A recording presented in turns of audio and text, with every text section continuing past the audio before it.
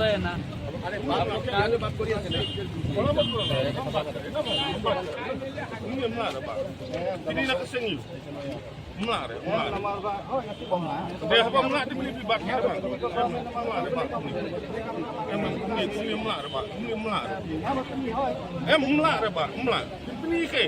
Tapi kau ni. Apa ni? Mula apa? Mula.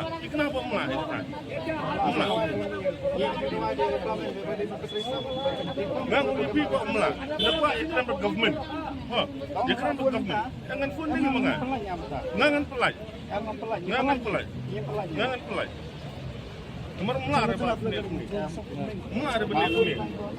Hak ni. Mana bayar harta ni? Mana bayar harta? Not fly, that is illegal. We are not talking about private vehicles. Private vehicles are free to come. Somebody is coming on weekend, they can visit Cherrapunji, any Dauki also. As family, they can come. But we are talking about those private vehicles illegally operating as taxis, you know. That category. So it should be clear, no? Because this may go as a thing, misinterpreted, no?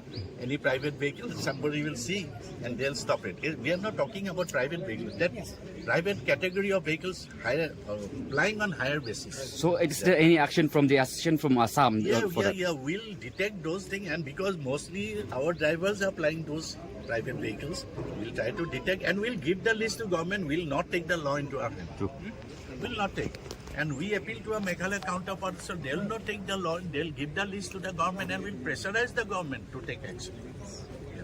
So what is the message from this meeting from both the associations from Assam and Meghalaya to NGOs or to tourists coming to Meghalaya and going to Assam? What is the message? Message is that people are free to come to Meghalaya as well as we welcome tourists to come to Assam. So it should go like that, you know. Because tourism is booming up, you know. It's a very thriving industry and we should preserve it at any cost. We don't want any element to destroy this good industry, tourism, which is giving employment to so many people, you know. Not only taxi operators, lot of employment, starting from hotel, restaurant, homestay, everywhere.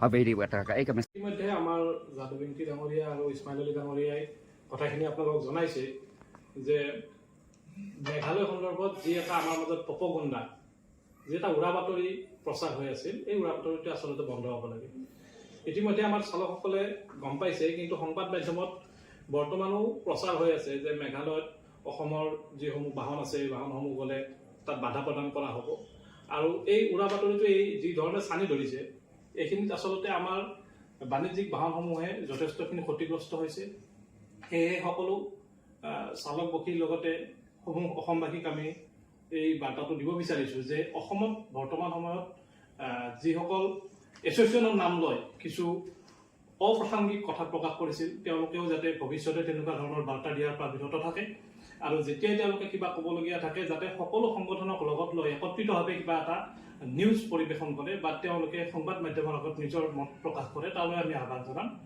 আৰু বৰ্তমান সময়ছোৱাত মেঘালয় আৰু অসমৰ মাজত যি ভাতৃত্ব সম্পৰ্ক আছিল সেই সম্পৰ্কখিনি আজিৰ পৰা আৰু এটা সুস্থিৰ মনোভাৱেৰে আগুৱাই গৈছে বা এটা সুস্থ পৰিৱেশেৰে আগুৱাই গৈছে বুলি আমি ভাবোঁ আৰু এতিয়াৰ পৰা যিসকল শংকিত হৈ আছিল বা এটা উৰা বাতৰি প্ৰচাৰ হৈ আছিল যে মেঘালয়ত আমাৰ যাতায়াতত বাধা হ'ব পাৰে সেই বস্তুটো একেবাৰে নাই বুলি আমি ক'ব পাৰোঁ আৰু আপোনালোকে আগৰ দৰে পূৰ্বৰ দৰে মেঘালয় বা অন্যান্য যিকোনো প্লেচ আছে তাতে উপভোগ কৰা সেইসমূহত আপোনালোকে ধুনীয়াকৈ উপভোগ কৰিব পাৰিব ধন্যবাদ